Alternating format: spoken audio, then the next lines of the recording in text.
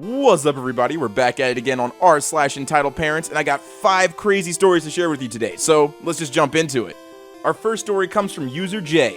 So back in October, I got a new job, and when I got that job offer, I asked them what the latest possible start date was so that I may travel. They gave me a month, so I decided I'll solo travel to Hawaii as I've always wanted to go my entire life.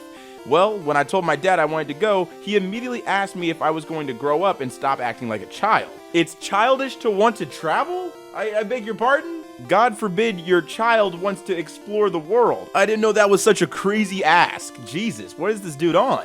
He said that traveling is a dream only children have. He then told me I was a failure as a man and a son because I wasn't married at 25 and haven't bought my parents a house. Mind you, my relationship with him is significantly better than it is with my mom. By the way, I still went. Wow, I guess me and all of my friends are failures because we haven't been able to buy our parents a home in our early to mid-20s. That makes no sense, man. Seriously, what reality is your father living in? You know what? I'm glad that you're traveling. I'm glad that you're going to Hawaii. You need a little bit of distance from this crazy person, bro. You don't want that rubbing off on you. Our second post is from user TigerLily47. So this happened to me yesterday. I'm on vacation at a touristy beach spot. Went out mid-morning to the beach before the crowds and set up my towel, umbrella, chair, cooler, etc.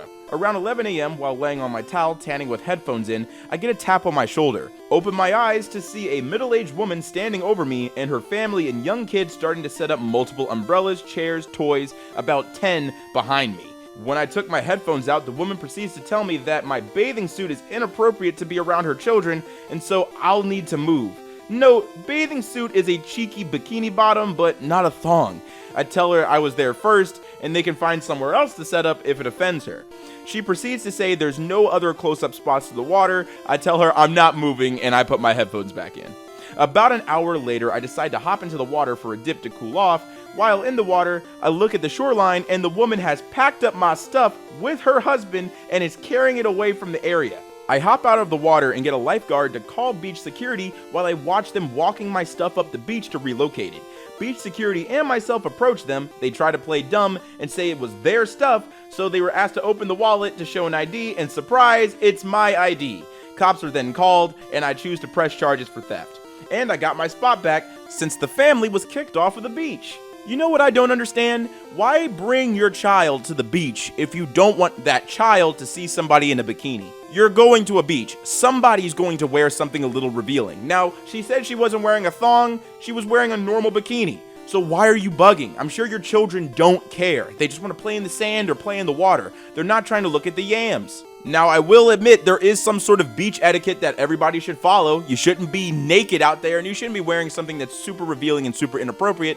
But most people don't do that. They just want to wear something comfortable and fun. Why are you bugging? If you don't want your child to see somebody half naked, then don't take them to the place where people are going to be half naked. You would think that's common sense, but if that existed, the subreddit wouldn't. So, you know, it is what it is. Our third story comes from user SpookyGirl123. Long-time lurker, first-time poster. Please forgive any formatting mistakes since I am on mobile. A few years ago, I lived in the house that was a block away from the public park, and I noticed 2 soccer games occurring when I left one Saturday to go to the grocery store. When I returned home about 45 minutes later, I noticed there was a truck parked beside my property, and the occupants of that truck were on my property. There was 2 children dressed in soccer uniforms, their mom and dad, and a large Doberman. The Doberman was lying on a picnic blanket, and the parents were setting up their family's picnic lunch, and the children were chasing each other, all on my front lawn. I couldn't believe my eyes. I pulled my car into the driveway and walked over to the family asking them why they were on my property. The entitled mother then snarked at me, "What does it look like? We're eating lunch." I asked why they were not eating in the public park that was a block away, and she responded, "It's more peaceful here." In complete shock, I then said, "This is private property and all of y'all need to leave right now." The mother's response was, "Go f*** yourself, you little b****." You see, in that moment, if I was in her position, that would be my moment to show everybody my mouse Cthulhu. Usually people behave when they see the Grip Skitty 4000. That's when the conversation stops. Get off of my property, like 100%. You're not having a meal on my grass, man. Get out. I was furious. I pay the mortgage. I do all of the lawn work, and you think it's okay to trespass and tell me where to go on my property? So this was the easiest revenge ever. I walked right beside them to the outside tap that was attached to my sprinkler system, and turned it on. The family started screaming and grabbed all of their stuff as they ran to their truck. The mother and father screamed obscenities the whole time and said they were going to get me. Well, this is where revenge number 2 came in. I downloaded my security camera footage, which showed their license plate, and brought it to my next door neighbor, who just so happened to be a police officer who was working that day. The parents were charged with trespassing, and I had a smile on my face for the rest of the day. Who behaves like that? For real? Who goes out of their way to walk to a residential neighborhood a whole block away from the park to sit down and have a picnic on somebody's front lawn? Who does that? You have to really go out of your way to really be that annoying and be that obnoxious. And let's just think of the logic here. What does cursing at someone, threatening someone do to help you have a picnic on their front yard? Do you really think that someone would be welcoming to let you eat there after you curse them out? You really think being a butt is gonna get you what you want? Because that's not really intimidating. You're one phone call away from going to jail. I can trespass you. It's that easy. You are on personal, private property. You know that. And you still behave like a gremlin. It doesn't make any sense. Our 4th story comes from user Melodic Swordfish 27. Obligatory, this happened about 2 years ago. I teach philosophy and epistemology to high schoolers. I'm also fairly young for a high school teacher. I introduce myself as Faye, my given first name, which has been my given name since birth, to my students. Well, I got an email from a parent reading, "Mile Betancourt, this is Karen, and I'm Kevin's mother. I'm deeply disturbed that you allow students to call you by your first name, and I believe this is unprofessional and confuses children. My child's test scores clearly reflect this, as your class is the only one he's struggling in, and he has maintained an outstanding academic performance, as it is clear that you are the problem. I highly suggest that in order to better teach my child, you reflect on this and begin to use your professional name." So I responded, "Karen, thank you for reaching out to me. I am awfully glad that you are so concerned with your child's performance in my class. As you might not be aware, I do not grade homework or tests as official standing, and they go only to show an empiricist view of one's performance. Don't worry, this means that the grade you see in the system will be different from the final grade, as your child will have a 100 in my class. This was made clear in my syllabus. You should also note that I attach my comments for every assignment and include an annotated copy of your child's exams and essays so that they may see where they need to improve.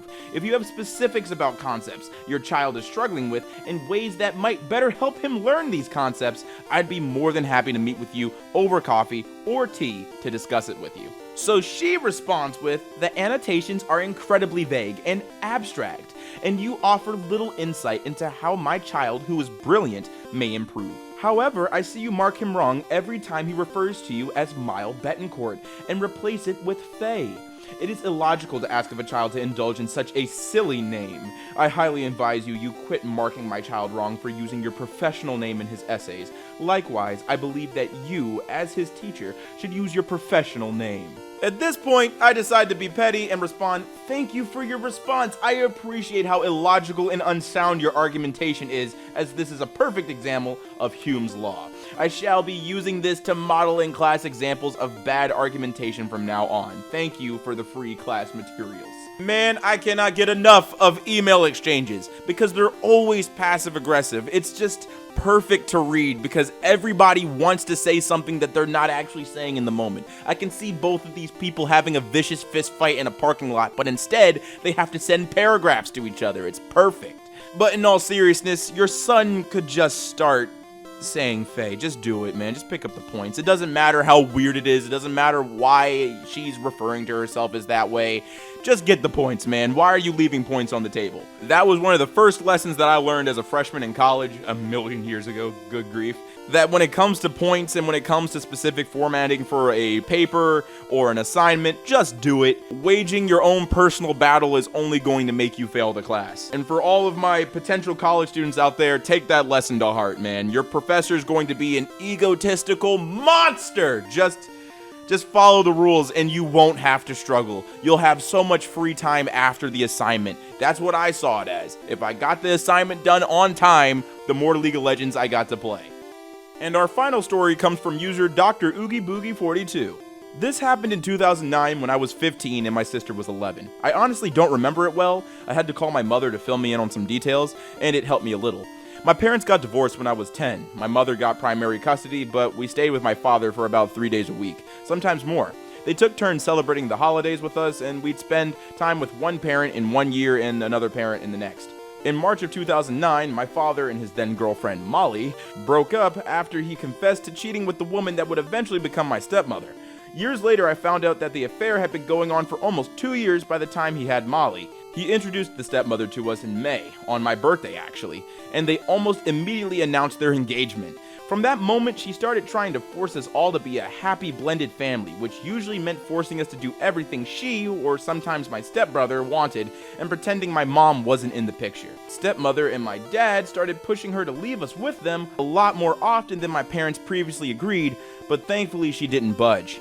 We started getting ready for the holidays in November, and my stepmother started talking about a ski resort, hotel, I don't know, it was 14 years ago, that she wanted to visit with us. It was a 3-hour car drive from where we lived and was clearly more suited for couples, younger children, or the elderly. Neither me or my sister actually wanted to go, but before we could say that, stepmother asked us when we'd be done with school so she could book it for a 2-week trip during our winter break. I was happy to be the one to break it to her. We'd spent Christmas and New Year's Day with my father and Molly the year before, so it was my mom's turn to have us. My father and stepmother called my mother dozens of times to try and convince her to let them take us, insisting that the stepmother was excited to spend Christmas with us and that the previous year's holidays didn't count because we'd spent them with Molly. My mom said no, as she already made plans, and the subject was dropped for a few weeks. Then on our last day of school before winter break, stepmother picked me up and my sister from our schools, and that was fine. You were supposed to spend a couple of days with my father before the holidays.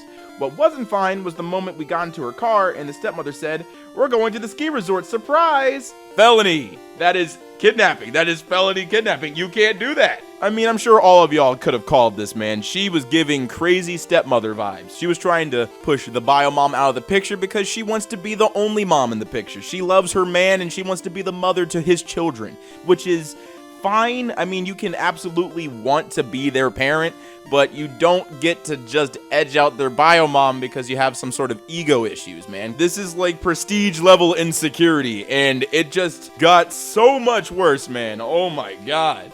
She proceeded to tell us that they'd already packed our bags for us and dad would meet us there. I asked if my mom knew about this and she said, sure, but I knew that was a lie. I also didn't believe her when she said we'd be only there for a couple of days and would be back before Christmas. I figured they'd booked the 2-week stay they wanted and probably guilt-tripped both of us into staying once their couple of days were up. I was terrified. I didn't have a phone. My mom thought I was still too young to have one. Didn't trust the stepmother, and I could see my sister was even more scared. I told the stepmom that we didn't want to go, and she said, fine, let's just pick up stepbrother from school. We picked him up from school, and the stepmother said, okay, now let's go to the resort. I said again that we didn't want to go, and she said, fine, let's just go to the gas station and fill up. The pattern repeated itself about 6 times over the next hour. Every time I said we didn't want to go, and the stepmom would make up an excuse and pretend to forget my plea. As we were about to leave town, my dad called the stepmom, and I heard them fight for a few minutes about something, and then she hung up. Stepbrother asked her what happened, but she didn't answer. And then she said, I'm taking you kids to your mom's. She turned the car around and took us home, and when we got there, my mom pulled us out of the car and screamed at the stepmother to leave, which she did. My mom was hugging us and bawling as if she hadn't seen us in years. She didn't tell me the full story until years later. Basically, my mom called my dad in a panic because he never told her that we'd gotten home, which he always did whenever he picked us up from school.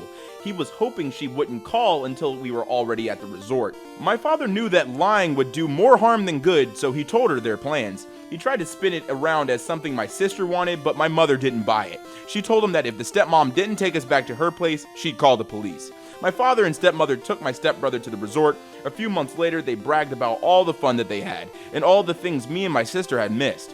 Stepbrother later confided in me that he actually hated it. He barely saw his mom while they were there, and they spent Christmas mostly alone in their room. Stepmother called us both selfish for trying to ruin their holidays.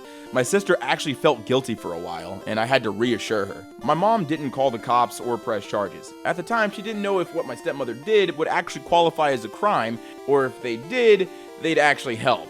She also feared that would ruin our relationship with my father, with whom she was still trying to stay on amicable terms. Years later, she told me she regretted not calling anyone. And that's the story of how I got my first phone. For some reason, I really hate this story, so much I avoid talking about it. this text was actually on my drafts for almost a week. It's far from the worst thing my stepmother has ever done, but it still pisses me off. I admit that writing it all down did help me a little though.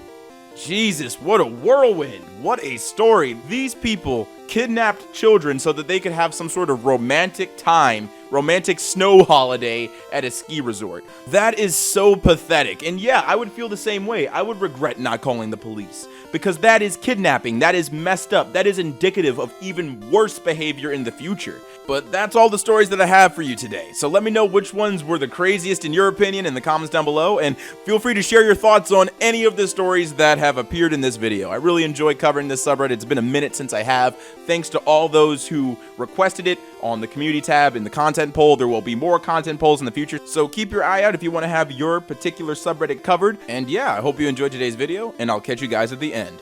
What's up, everybody? It's your boy Ailurus, aka Panda Daddy, and I hope you enjoyed today's video. And if you did, let me know in the comments down below, and leave a like if you liked the video. And if you're new to my channel, go ahead and subscribe, fam. What you doing watching videos and not subscribing? And if you're old, make sure that bell so I get the notifications every time. Go ahead and check out the community tab. I'm going to be sending more posts out there about next month's content, because we're wrapping up June, and I'm curious what you guys want to see in July. And as always, I gotta thank the Patreon supporters that make content like this possible. A big thank you to Ducky Aiden Loves Ailurus, Dr. Mambo, Power Lover, Christian Spates, The Quaking Aspen, Sherry Morrison, Tron Destroy 23, The Eggs 1, Fitz Chivalry, Din Corda, Code Connor Purvis, Ailurus's Mom, Declan, S16, Squish, Rinhex, Rare Days, Mr. Bean, My Golden Experience, James Tucker, Big Boy Bailey, BMX30, Cinnamon Sticks, Scott, The Fake Musician, Buckethead, Samantha Bellhart, Admin Faneker, Zach F, Bloody Hunter, Keely, Dundernass Hawk, Lady Laughs a Lot, Swiss Patreon user, Noah, and Catherine Taylor. Thank you so much for your support. It is greatly appreciated. And if you want to help support the channel, there's 2 links in the description, one on my merch store and one on my Patreon. Both funds go directly into the channel so we can maintain what's happening here. And as always, stay zesty.